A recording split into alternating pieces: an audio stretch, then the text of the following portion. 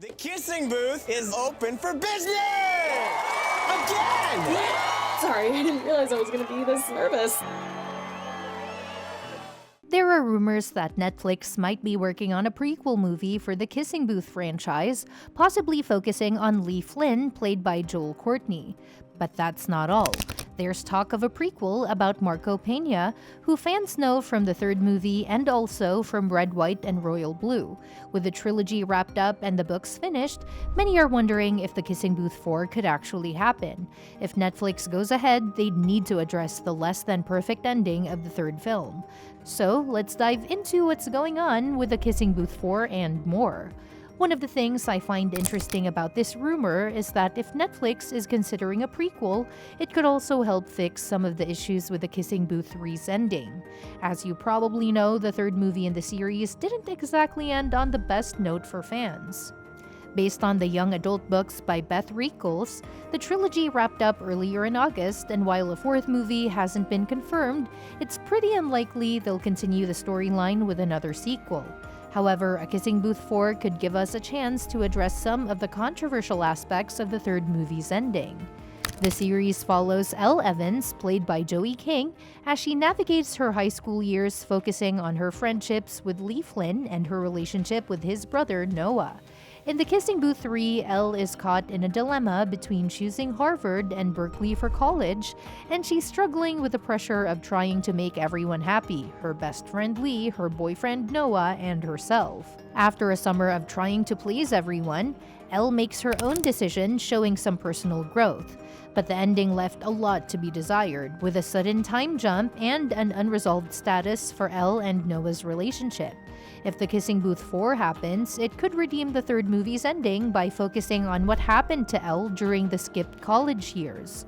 The biggest letdown in the third movie was that Elle's college life was completely left out. That's such an important phase in her journey, especially considering it's a time for self-discovery and growth. It would have made sense to see how Elle's life unfolded during those years instead of suddenly jumping ahead and seeing her and Noah mature without any explanation. A fourth movie could show Elle's college experience, her studies in video game design, new friendships, and the continued bond with Lee. There's a lot to explore in these formative years for Elle, and it would feel more natural for the story to focus on her college years rather than her adult life. However, because the Kissing Booth 3 already jumped ahead in time, it would be tricky to go back to college. The story could either use flashbacks or spin off into a separate prequel, both of which could be hard to pull off. Another issue with the third movie's ending was the underwhelming appearance of the Kissing Booth fundraiser, which felt out of place. The Kissing Booth 4 could give Elle a chance to recreate it, potentially fixing another flaw from the third film's conclusion. Netflix could be working on a prequel for the Kissing Booth franchise, and one exciting theory is floating around about it. A possibility is a focus on Lee Flynn, played by Joel Courtney.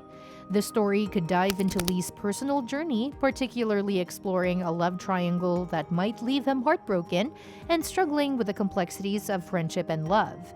In this prequel, Lee could find himself in a situation where his new girlfriend, someone he deeply cares about, starts to develop feelings for his best friend, someone he's been close to for years. At first, Lee would be unaware of the growing attraction between the two, thinking everything is fine.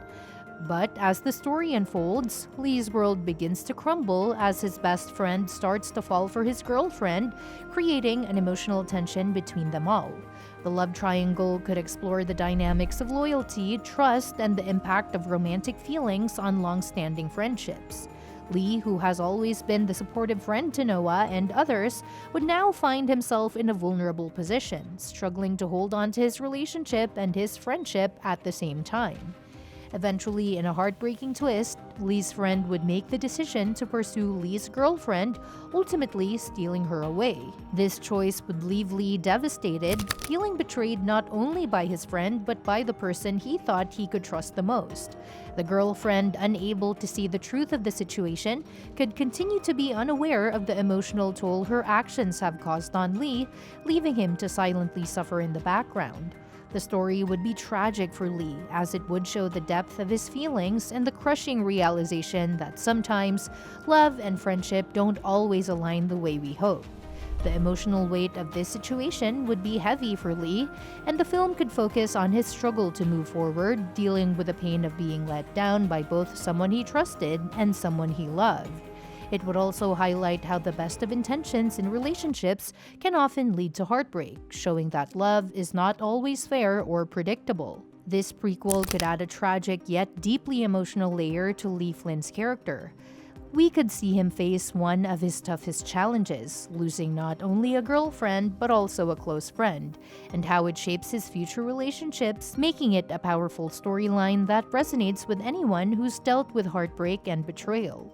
A prequel titled Marco Peña: The Road to Redemption has been rumored. Now, this might sound cliche, but I think a great idea could be a movie focusing on Marco Peña titled Marco Peña: The Road to Redemption. This prequel could dive deep into Marco's life before he met Elle, exploring his emotional and romantic struggles and giving us more context about why he developed feelings for her in the kissing booth.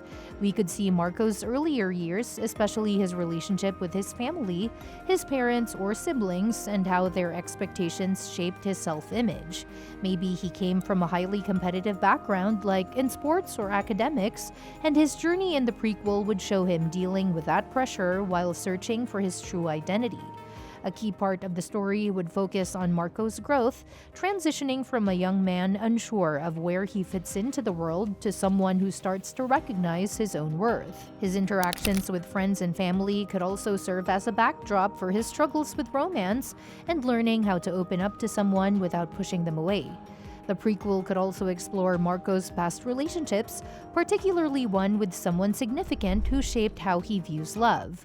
Whether it was a high school girlfriend or someone else, this relationship could have been complicated and taught him some valuable lessons that influence how he approaches his feelings for Elle later on.